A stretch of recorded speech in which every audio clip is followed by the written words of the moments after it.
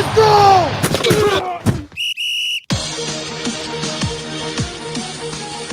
Welcome to the Treehouse Cowboys Show. We are a branch of the Treehouse Podcast, lightly discussing our favorite team, the Dallas Cowboys, even though they disappoint us so. I'm Dan O'Malley, along with Trey Trenholm and Raj Sharma. While they might have disappointed us yesterday in Atlanta, the Cowboys losing 27-21, it's not like any of us were surprised. It's pretty much exactly what we expected. And I know, Trey and Raj, you like to give me a hard time for always finding the silver lining when it comes to the Cowboys. And I'm sorry, but I found it yet again.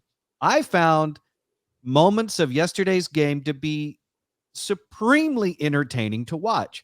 I'm not talking about really any of the play of the Cowboys. That would be absurd. No, I'm talking about the cutaways of the Cowboys. That was where the real entertainment was. Although hat tip to Rico Dowdle's ridiculous catch in the end zone. And ridiculous, I don't mean that in a good way. I mean just dumb looking, but he caught it. Good on him. No, the other ways in which the Cowboys looked absolutely stupid yesterday.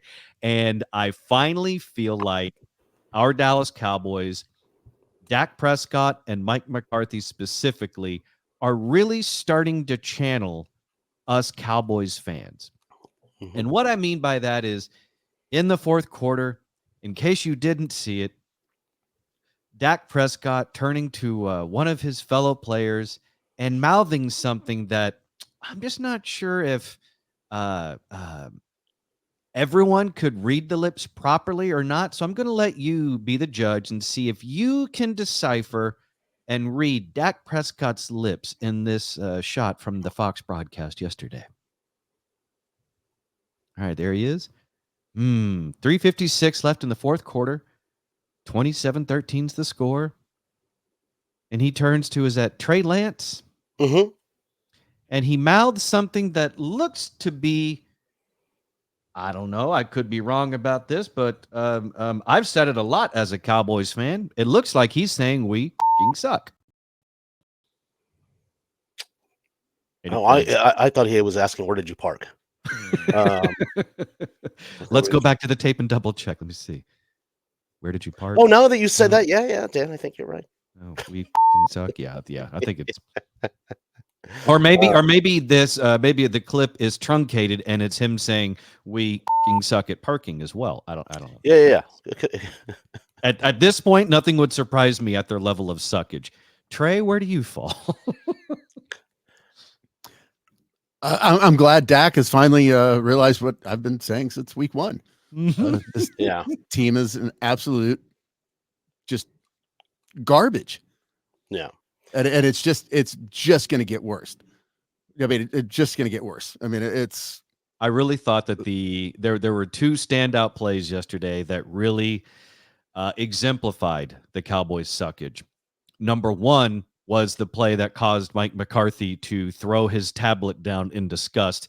That was on the fourth down play where they send Ceedee in motion and everyone could see the jet sweep coming, including the Falcons defensive end that no Cowboy even tried to block, which I'm sure that's why McCarthy threw his tablet down in disgust. So that there was that play. Fourth down, you know what? You're having a bad season. We're trying to turn things around. You're 3-4. You're trying to do anything and everything you can to go to 500 on the road in Atlanta. So you jet sweep the Ceedee and then you don't block anybody. And of course he gets thrown for a loss and McCarthy throws his tablet. The other play was the fake punt. Yeah. That, am I wrong, or did the entire world see that coming? Yeah, I mean, you don't you don't let the punter. I mean, he the way he caught the ball, like you could tell he's not punting it. Like he was like, I'm about to throw this, and everybody's I'm not like, even saying then, because at that point, yeah, it's obviously going to be a fake. I mean, before the ball was even snapped. Yeah, it just had fake written all over it, and they didn't surprise anybody. Oh, I take it back. The guy they were trying to throw it to, the Cowboys receiver over there, who does not play receiver, keep in mind. Yeah. is the guy they were trying to convert what looked to be a back shoulder pass to. So one of the most difficult pass plays in all of football, the back shoulder. Mm-hmm. Quarterbacks have a hard time with it. Receivers have a hard time with it. And now you're going to have the punter and a guy that doesn't even play wide receiver attempt it on fourth down. I mean, Dan, come on. If you put a receiver out there or someone who had played receiver, they would know it's a fake punt. Yeah. And I'm sure that's what McCarthy's iPad told him to send out there. Yeah. Yeah, McCarthy has AI. It's just average intelligence. We got to get him a new tablet. Like what does Apple offer? I know the NFL has the deal with Microsoft and the Surface tablets, but no one ever seems to be happy when they're looking at those. Not on the Cowboys, because it's just highlighting their F-ups. Which again, this takes me back to, this makes me happy watching the game yesterday, getting to see McCarthy and Dak and other players experience what we experience as players, which is watching you screw up live and then watching one or two or sometimes even three replays of you screwing up. Mm-hmm. So I like the fact that they have to suffer through it kind of like we do. It makes me feel better. It makes me feel like we truly are all in this together. And you guys had more success in football in high school and so on than say me. So when the leader of your team, if he were to, like the leader of the team, the quarterback, if he were to turn to you like when you were in high school and be like, "We effing suck," like what kind of morale does that instill? Like what kind of hope does that give you for the following week when that's what he thinks today? So I'm a little different. I'm not sure. I know Trey was an even more talented player than I was. So I'm not sure how he would have reacted. But had that been me, as someone who actually was somewhat of a leader on my team, I would have taken that guy, grabbed him by the shirt, taken him way far away from the rest of the team, and dog cussed him to high heaven for having even said it out loud to where any other teammate could hear it. Even if I know he's right. Yeah. Even if you're right, look, I can appreciate a little bit of honesty, but that's infectious. Yes. And it's a virus, and Dak caught it yesterday. And the TV cameras caught it. And as essentially the leader of the team, if he's got that virus, the rest of the team has it, and they have no shot. Trey. And you're worth $240 million, and you just turned to a rookie and said that. Mm-hmm. Dak caught it. Dak is the originator. The virus comes from Dak. He is patient zero. Yes. he started the "We Suck" virus. Yes. You don't think it was Jerry Jones in the bathroom at the Star with a little toe tap underneath the stall? Like he was patient zero, and Dak was just he was the one that got bit by the Jones monkey. Well, what is Jerry? It's usually a "we suck" venereal disease. That's what that is. But yeah, when I saw that, I was like, what does that say to the rest of your team? How do you move forward? Going, no, we can turn this around. We can make this happen. When that guy is the highest paid guy on your team just said that. Mm-hmm. And that I'm not even sure I think that was right after. I think that was after he was hurt, and so I think at that point, I think he knew. Oh, actually, yeah, because it was like 4 minutes left in the game. So yeah, he'd been out of the game for a while. He didn't even have his helmet on anymore. And then, they do suck. But like I said, I'm just glad to see that they've now come to that realization the way we've been there all season. Yeah. But the good news is, if you want to call it good news, is Jerry Jones post game. He's also admitting that the team has some shortcomings, but he's not about to make any changes. No. He's in fact he still has hope, and he's giving us hope. Oh God, he's trying to give fans hope. Regret this for all of our Dallas Cowboy fans. Will tell you this, that I've been around. I've seen Michael Irvin tear up and cry when he couldn't lose anybody because he's just recovering from knee surgery. Yet his ass came back and led a team to 3 Super Bowls. I know you can be there if you're there. That room's full of guys that can get it done. I believe in them, coaches and all. And that's when McCarthy slammed his tablet down again. McCarthy at this point is like, what do I have to do to get fired? Yeah. I did. We'll revisit that here in just a little bit, but I really do find it amazing that Jerry Jones seems so contrite after the game, and he's saying, basically, I'm sorry. He says, I regret this loss. I regret this for all of our Dallas Cowboy fans. He seems like he's about to cry. He has cried in some of these post-game things. Not recently, I guess, probably because he's all out of tears. Powdered milk that comes down. Yeah. Does it make you feel better that Jerry regrets this for all of us? No.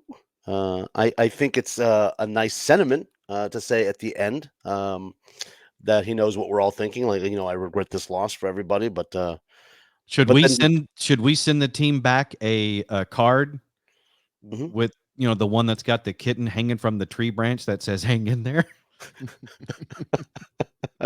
Do we pass it around the city and see who signs it first?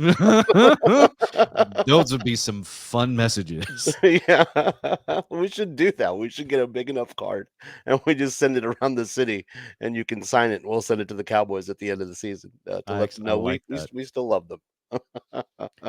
We love you. We're not mad. We're just disappointed. No, actually, a lot of us are actually pretty mad. Yes, we love you. I'm no longer mad. I'm no longer mad at this point.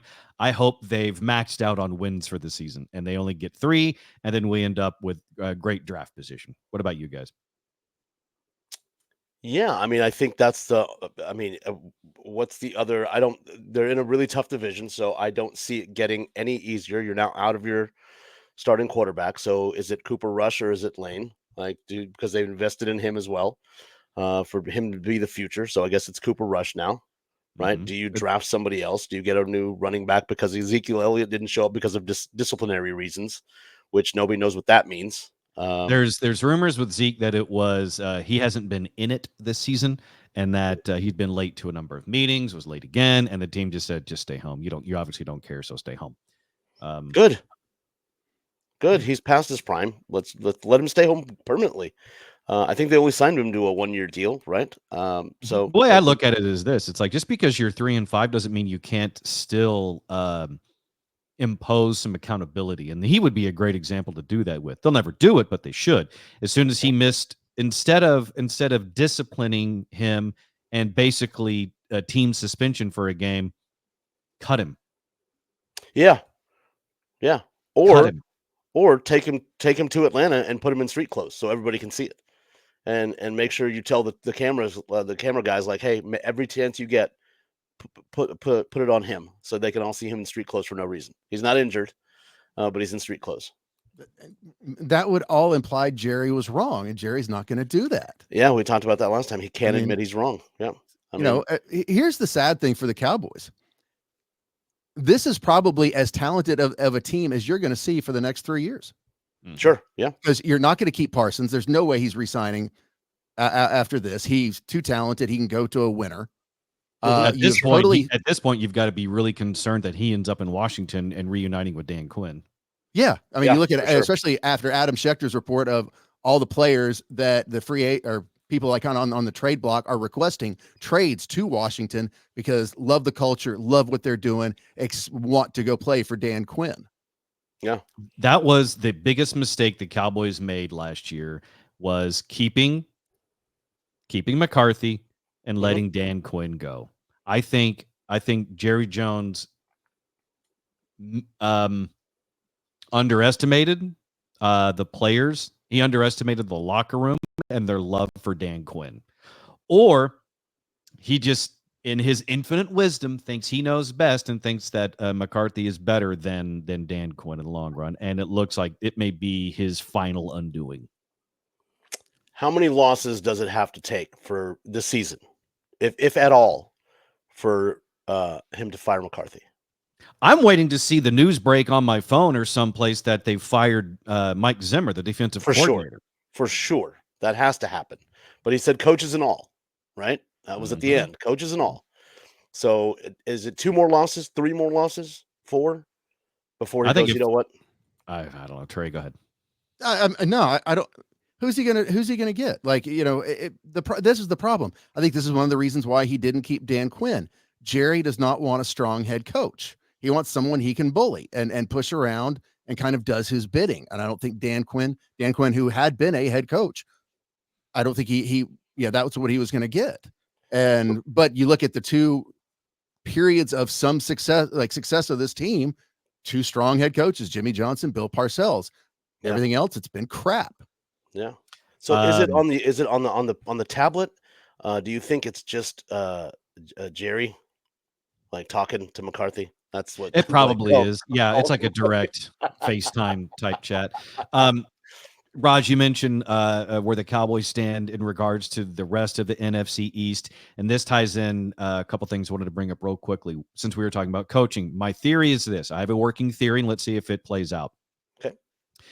I think at the end of the season, McCarthy goes bye-bye, and I think as long as Kellen Moore keeps showing progress, I think it's very likely that he ends up as the Cowboys head coach, mainly because the Joneses know him, and they like keeping people or bringing people back into the fold that they know and that they like, and that would be kind of a splashy hire because he's young and he's energetic and blah blah blah, and they know him. So I think that's a working theory I've got. If they do, they probably will get rid of McCarthy at the end of the year. I think they actually bring Kellen Moore back. But they had the opportunity to make him the head coach at one point. He wasn't ready, and even they knew it at the time.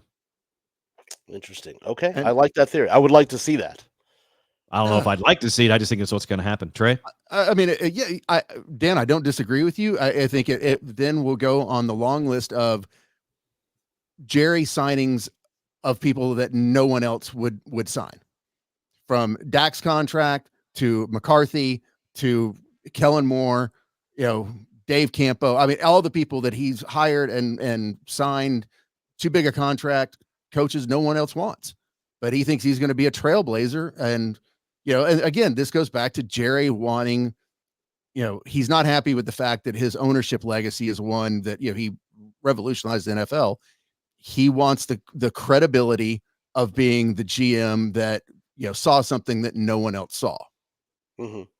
Sometimes you just need to understand that it's a mirage.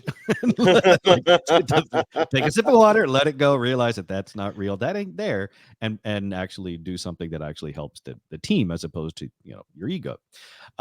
Speaking of the rest of the NFC East, looking ahead, the Cowboys are up against the Eagles next week. Did you see what Saquon Barkley did in the game yesterday? Yes. My God, this was something I didn't even think was possible in real life.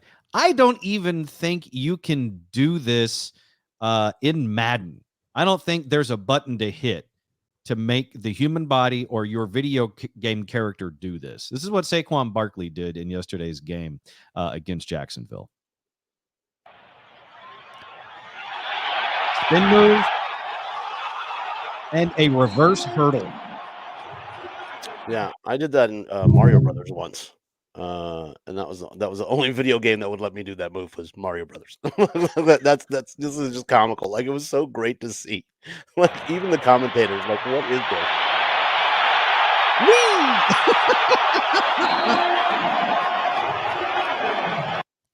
I mean, my God, that's beyond sick. Yeah, I can't even and I mean it. There's not a button for that, Madden. I know the spin button. I know there's a jump button, but there's no. You can't do. I mean, even in Super Tecmo Bowl, you couldn't do that. remember the electric football game? Yeah. Mm-hmm. I don't even think that ever happened, unless you did hammer fisted the whole board. I don't think a player had ever done that. Yeah, it's nice to see him having fun. Like he is having more fun than he did when he was playing over the Giants. Like it's good to see him in his. How much of an indictment on New York is that I'm having more fun in Philadelphia than I am in New York? Yeah, I know. Sweet Jesus. All right. Speaking of having fun, the idea of this is to make ourselves feel better as Cowboys fans. And since we're now 5 losses into the season, we have a lot of things that need to happen for us to be happy. I'm going to take a stab at it. Are you ready? Mm-hmm. I'm going to share with you the Treehouse Cowboys' top 5 reasons Mike McCarthy slammed his tablet. Number 5, he got an invitation to Dak Prescott's kid's first birthday party. Those are the worst. Number 4, he found out his flight home got switched to Spirit Airlines. Number 3, he heard Jerry Jones say he has total faith in the coaching staff.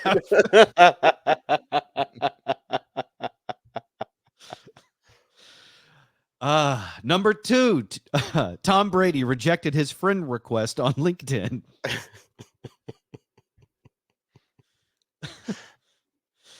And number 1 of the Treehouse Cowboys' top 5 reasons Mike McCarthy slammed his tablet.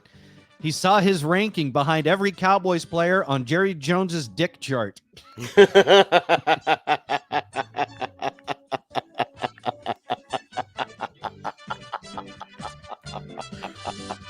With photo evidence. Damn it. Jerry said there were no cameras in that bathroom. You can't trust the Joneses.